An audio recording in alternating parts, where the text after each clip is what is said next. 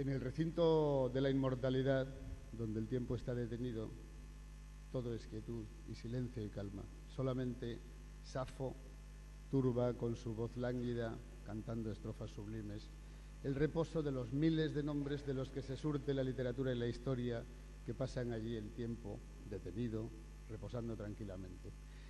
Esta paz, un día de repente se vio turbada porque apareció sobre Babieca y tizona en mano, en una galopada salvaje, el campeador Rodrigo Díaz, que a grandes gritos trataba de congregar a los allí reposantes. Hombres de las armas y de las letras, acudid a mi llamada, rescatad vuestras armas literarias, vuestras espadas, vuestras corazas, y venid que hemos de hacer una cosa importante. A su grito se formó un ejército muy numeroso de todos estos miles de nombres de personajes históricos, pero también ficticios, que le siguieron cabalgando con brío y con ahínco hasta que al final llegaron al borde del mundo real.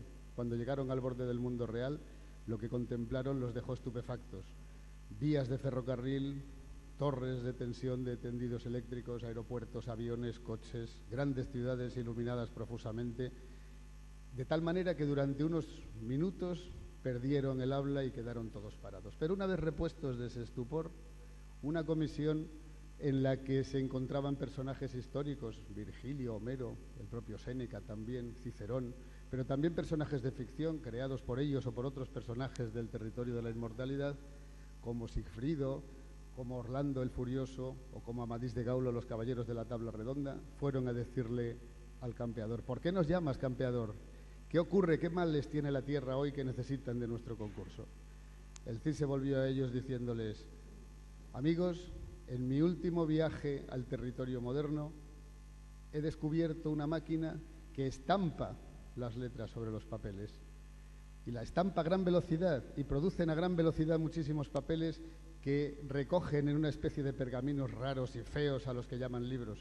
Estos pergaminos raros y feos no tienen nada que ver con lo que vosotros y yo estamos acostumbrados a haber visto.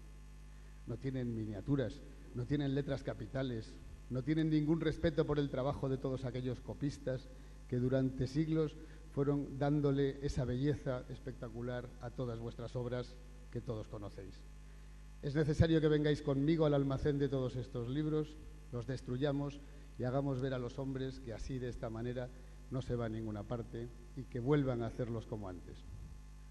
Sin pensárselo dos veces, aquel ejército se puso en marcha y llegó a un gran edificio enorme, lleno de estancias enormes que estaban llenas de estanterías que a su vez estaban repletas de libros. Y cuando se disponían a asestar el primer golpe, de uno de aquellos libros que tenía allí un lugar preferente, surgió su espíritu. Y el espíritu, por estas tierras es bien conocido, era el de cierto ingenioso hidalgo, que se dirigió a aquella hueste con estas palabras: «Deteneos, insensatos, ¿qué vais a hacer?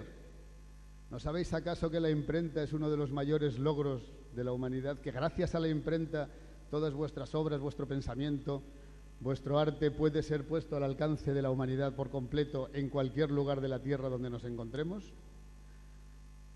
Os habéis equivocado, os habéis dejado engañar, no podéis ir contra el libro. El libro es una de las mejores obras de la inteligencia humana y por lo tanto debe seguir viviendo». Con estas palabras del ingenioso hidalgo, en aquel combate, el libro quedó vencedor, de tal manera que toda aquella hueste, un poquito avergonzada, entre confusa y avergonzada y cabizbaja, empezó a retirarse.